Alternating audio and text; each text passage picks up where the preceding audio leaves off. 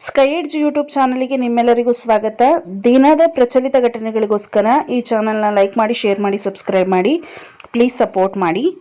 ಶ್ರೀಹರಿಕೋಟಾದ ಸತೀಶ್ ಧವನ್ ಬಾಹ್ಯಾಕಾಶ ಕೇಂದ್ರದಿಂದ LV-M3 M6 rocket ಅನ್ನ ನಭಕ್ಕೆ ಚಿಮ್ಮಿಸಲಾಗಿದೆ.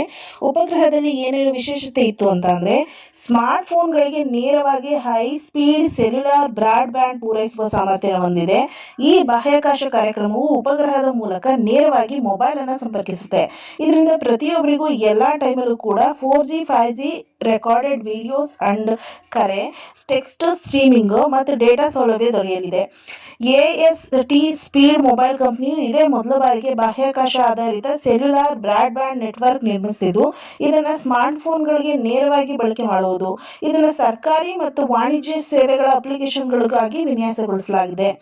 ಇದು 6100 kg ತೂಕದ ಬ್ಲೂ ಬರ್ಡ್ ಬ್ಲಾಕ್ 2 ಸಂವಹನ ಉಪಗ್ರಹವನ್ನು ಹೊತ್ತ LV-M3 M6 ರಾಕೆಟ್ ಆಂಧ್ರಪ್ರದೇಶದ ಶ್ರೀಹರಿಕೋಟಾ ಬಾಹ್ಯಾಕಾಶ ಉಡ್ಡಯನ ಕೇಂದ್ರದ 2ನೇ ಲಾಂಚ್ ಪ್ಯಾಡ್ ನಿಂದ ಬೆಳಗ್ಗೆ 8:55ಕ್ಕೆ ನಭಕ್ಕೆ ಚಿಮ್ಮಿಸಲಾಯಿತು. ಅಂದ್ರೆ ನಿನ್ನೆ ಭಾರತದ ಮಣ್ಣಿನಿಂದ ಉಡಾವಣೆಯಾದ ಅತಿ ಹೆಚ್ಚು ತೂಕದ ಉಪಗ್ರಹ ಈ ಬ್ಲೂ ಬರ್ಡ್ ಬ್ಲಾಕ್ ಉಪಗ್ರಹ ಆಗಿದೆ.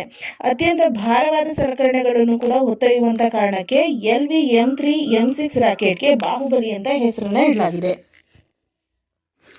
ಶರಾವತಿ ಪಂಪ್ ಸ್ಟೋರೇಜ್ ಯೋಜನೆಯ ಅನುಷ್ಠಾನದ ಸಂದರ್ಭದಲ್ಲಿ ಅರಣ್ಯ ನಾಶ ಕಡಿಮೆ ಮಾಡಲು ಸುರಂಗ ರಸ್ತೆ ನಿರ್ಮಿಸಬೇಕು ಎಂದು ಕೇಂದ್ರ ಅರಣ್ಯ ಸಚಿವಾಲಯದ ಸಲಹಾ ಸಮಿತಿ ಮಾಡಿದ್ದ ಸೂಚನೆಯನ್ನ ಕರ್ನಾಟಕ ಅರಣ್ಯ ಇಲಾಖೆ ಒಪ್ಪಿಲ್ಲ.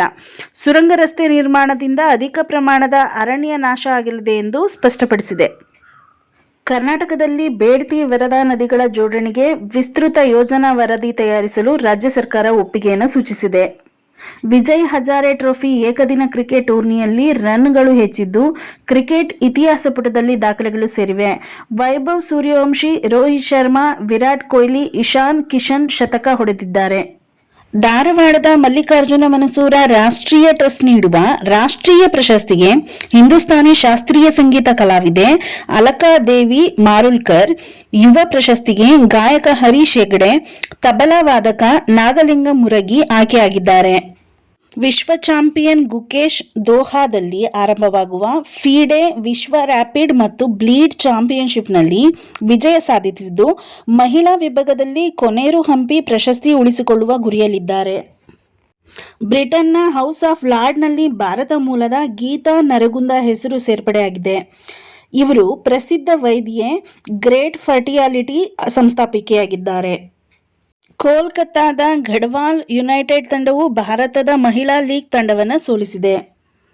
ಕಾಂಪಿಟೇಟಿವ್ ಸ್ಟೂಡೆಂಟ್ಗೆ ಬೇಕಾಗಿರುವಂತಹ ಡೈಲಿ ಕರೆಂಟ್ ಅಫೇರ್ಸ್ಗೋಸ್ಕರ ಈ ಚಾನಲ್ನ ಲೈಕ್ ಮಾಡಿ, ಶೇರ್ ಮಾಡಿ, ಸಬ್ಸ್ಕ್ರೈಬ್ ಮಾಡಿ.